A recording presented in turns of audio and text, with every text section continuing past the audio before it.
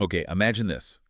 A company, a huge global brand, bought for what, $44 billion? Dollars? An absolutely staggering figure. Mm. And then in less than 2 years, its estimated value just tanks by nearly 80%. That's pretty dramatic when you put it like that. It really is. So what kinds of strategic choices, what kind of business thinking leads to that kind of dramatic shift so quickly? Yeah. And what does it mean for the rest of the industry, built on these digital connections? Yeah.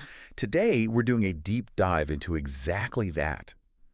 The radical transformation of Twitter into X under Elon Musk. Right. Our mission here is basically to pull out the core business lessons from this, well, pretty tumultuous period. Yeah. And try to figure out what it actually takes to survive, or maybe even thrive, when the ground under your feet, that digital landscape, is shifting so fast. And what's so fascinating, I think, isn't just that the brand value could disappear like that, but how it happened, how quickly, and crucially, why in this specific case. This whole exodus, as some people are calling it, it's like a real-time, very high-stakes business case study, managing huge takeovers, navigating social media's tricky evolution. And it connects back to that core idea of digital trust, doesn't it? Absolutely. That seems to be at the heart of it. Okay, so let's start at the beginning.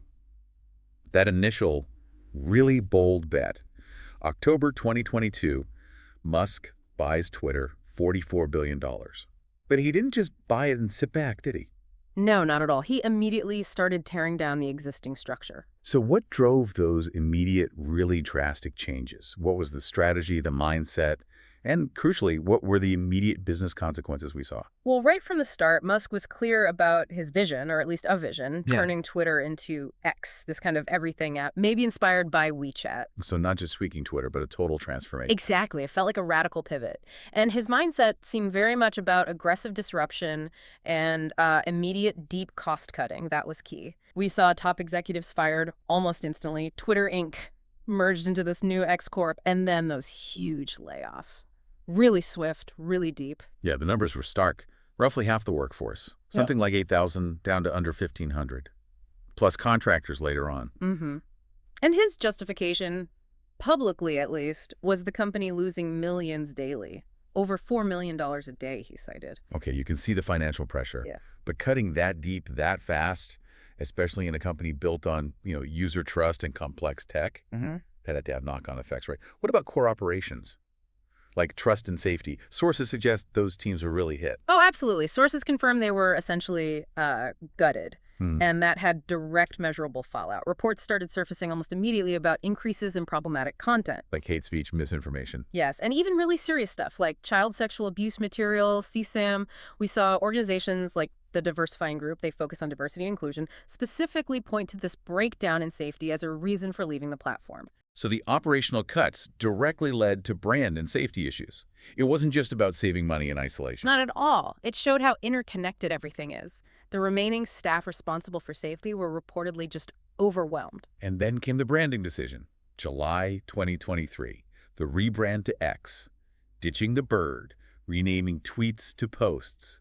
That caused, well, a lot of confusion. Massive confusion. And criticism. Some people immediately made unfortunate associations with the letter X. Right, like the adult industry. But beyond that, what really strikes me and what our sources highlight is the loss of brand equity. Twitter wasn't just a name. People tweeted. It was a verb. Yes, and that's the really interesting part from a branding angle. It wasn't just changing a logo, it was deleting a verb from common usage. How many brands achieve that? Like Googling something. Exactly, or photoshopping. Tweeting was baked into the culture, into how millions interacted online. It was almost unconscious. So erasing tweet for just post. It wasn't just confusing, it actively broke years of user habit.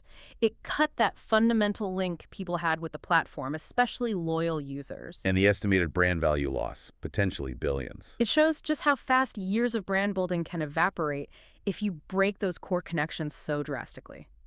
So let's do a quick thought experiment for you listening. Imagine you're tasked with integrating a huge acquisition like Twitter. You've got financial pressures, sure, but also this immense brand value.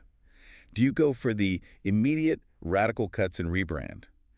or a more gradual transition? It's a tough call. What risks weigh heaviest? For me, it'd be alienating that massive user base and the advertisers so quickly. That seems like a huge gamble. Definitely. A more gradual approach, maybe introducing new features, letting the everything app idea develop before the big rebrand, that might have preserved more value, more trust. Yeah.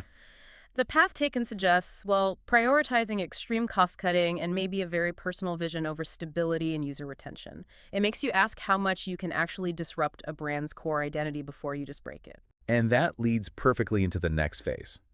The users actually leaving, the exodus, and how competitors just jumped on that opportunity. Right. So how did X's policy changes, the general dissatisfaction, create such fertile ground for rivals? And what did those rivals actually do strategically? Well, the reasons users left were pretty varied but significant. We saw multiple studies, like one from USC, showing a definite spike in hate speech after the takeover. Reports from groups like the CCDH and the ADL confirmed rises in specific types of hate content, anti-Black, homophobic, transphobic, anti-Semitic material. That made a lot of people uncomfortable, to say the least. And then the actual policy shifts themselves. Yeah, things like removing the main block function, except for DMs, using user posts for AI training without a clear opt-out, and that whole freedom of speech, not freedom of reach policy, it caused backlash. I also remember a lot of noise around algorithmic bias around then. Users complaining their feeds suddenly felt skewed, heavily political. Some said 100% MAGA. There was even that academic study pointing to potential bias favoring Republican content after Musk endorsed Trump. Yes, and that infamous incident where Musk's own tweets were reportedly boosted, like, by a factor of 1,000. Oh yeah, that caused a stir. Huge annoyance. That kind of thing is incredibly disruptive. It's not just about politics. It fundamentally changes the user experience. It feels less organic, less like your feed, and more like something being pushed on you. It erodes that idea of a neutral public square, maybe. Precisely. And on top of all that, there were practical things like the data restrictions, temporarily limiting how many tweets people could see, blocking unregistered users, that hit accessibility hard. Especially in places like Japan, right? Where alternatives popped up fast. Exactly. Local alternatives like Takeover saw a surge. It showed users would jump if the core experience was broken. Okay, so the dissatisfaction is building. Who stepped into that gap, and how fast? Threads is the obvious one, Meta's competitor. Oh, Threads' launch was phenomenal. July 2023, positioned directly against X. They hit 2 million signups in, what, 2 hours? Incredible speed. Yeah. And over 100 million in under 5 days. By late 2024, something like 275 million monthly users. That's textbook capitalizing on disruption. Absolutely textbook. Directly fueled by X's stumbles. But they weren't the only ones. Bluesky also saw significant gains. Right, so especially around the U.S. election time. Yeah, over 700,000 new users in that week alone, reaching over 14.5 million globally.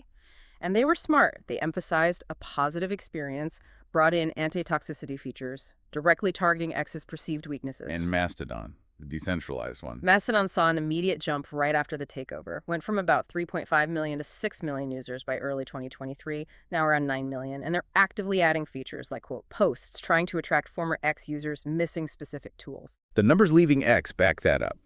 Daily active users on the mobile app, down 16% by late 2023. Newsweek reporting millions fewer UK visitors. The data is pretty clear. So, another scenario for you listening. If your business depends heavily on user engagement, and you see a big chunk migrating because of content or policy issues, what do you do? How do you even start to rebuild that trust? That's the multi-billion-dollar question for X, isn't it? Or flipping it, if you're a rival, how do you best market your strengths to grab those users and, importantly, keep them? Well, for X, the path back would surely involve a serious look at content moderation again and transparent communication, actually addressing the concerns. Not just telling advertisers to. Why? Exactly. That infamous quote reportedly telling them to go F yourself is not generally considered a great strategy for winning back partners. Probably not. For the rivals, the playbook seems clear. Emphasize stability, safety, community, things X seem to be putting at risk. Bluesky talking about a positive experience, Mastodon about user control. They're hitting those notes hard. Build a safe harbor in the storm. Pretty much. Contrast yourself with the volatility next door. And these waves, they didn't just hit user numbers. They crashed right into the financials and the legal department, didn't they? No, massively. What were those broader challenges? And what does this whole saga tell us about things like brand safety, corporate accountability in today's digital world? The most dramatic financial hit was that advertiser exodus. U.S. ad revenue reportedly dropped by a staggering 60%. 60%. Wow. And we're talking major companies pulling ads or pausing campaigns. Eli Lilly, IBM, Apple, Disney, Walmart. The list goes on. The reason cited was? Brand safety. Consistently. Concerns about their ads appearing next to that rising tide of hate speech, anti-Semitism, misinformation. It became too risky for their brands. And Musk's response didn't exactly smooth things over, blaming the ADL publicly. No, that was a highly controversial move that likely alienated even more stakeholders. It added fuel to the fire. So that brand value erosion we talked about wasn't just on paper.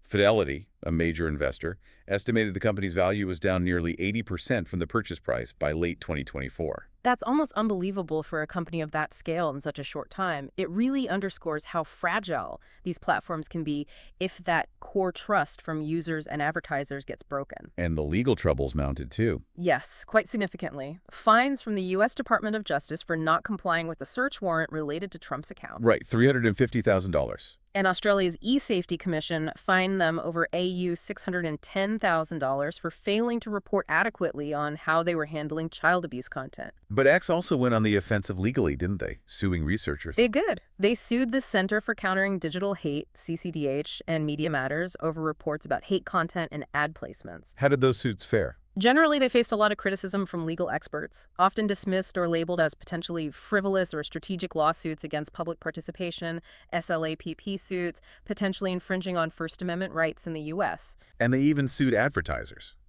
for antitrust. Yeah, alleging a conspiracy among major advertisers like Unilever, Mars, CVS, and others to withhold ad money. That's a very aggressive tactic against the people who pay your bills. What signal does that send?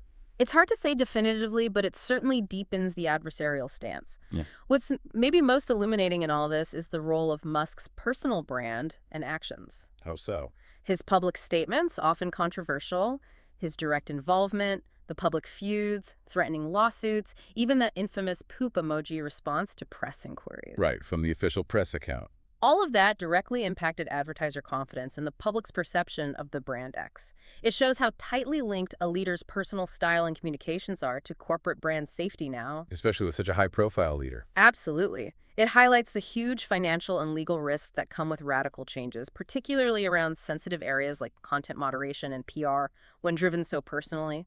Value and trust can erode incredibly quickly. It really is an undeniable, compelling business case study, this whole Twitter to X saga. Definitely. It just hammers home how fast brand value can disappear, even value built over many, many years. How vital content moderation is, not just for users, but for the bottom line. Revenue depends on it. And how user dissatisfaction isn't just noise. It creates real, massive openings for agile competitors. Who were clearly ready to pounce. And beyond the metrics, it really throws a spotlight on the immense impact a leader's personal brand, their specific decision-making style, can have on a company's entire path. So if we boil this down to some actionable takeaways for you, our listener, first, really understand the power and maybe the fragility of brand equity. Years of building can be undone almost overnight if you break those core user connections. Yeah, that's a big one. Second, navigating disruption today isn't just about the tech. It's hugely about user trust and platform integrity. You have to anticipate those shifts. And respond to them thoughtfully. And finally, stakeholder management. It sounds corporate, but this case just screams how vital it is to consider everyone, users, advertisers, employees, when you make major strategic moves. You can't just cater to one group and expect the others to fall in line. You need to build and actively maintain that trust across the board. It's not a given. So this whole story leaves us with a pretty big question, doesn't it? In a world where these digital platforms are so central to everything, communication, commerce, politics, what's the real cost of prioritizing, say, an absolutist view of free speech?